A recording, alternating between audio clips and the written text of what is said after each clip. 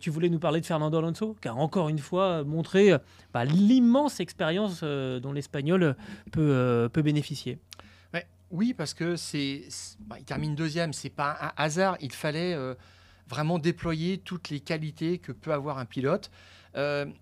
Sur le mouillé, sur ce qu'on appelle le gras, c'est-à-dire des conditions où la piste est glissante.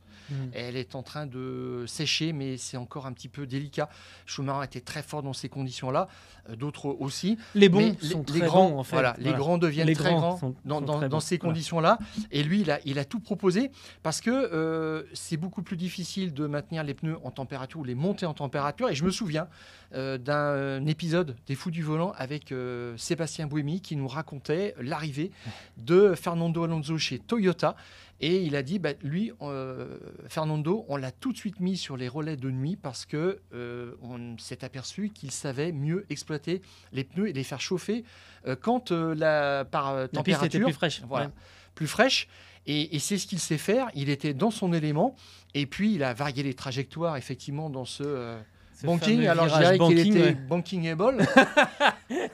Il est bankable, de toute façon, Fernando. Et c'est là où il a raconté qu'il avait regardé, et ça, c'est très Alonso, il avait regardé, c'est en regardant des courses de Formule Renault, qu'il avait réalisé qu'il y avait des trajectoires différentes et que ça l'avait fait réfléchir par rapport à ça et qu'il avait testé de différentes lignes. Tu parlais d'un Verstappen qui ne vit que pour la course.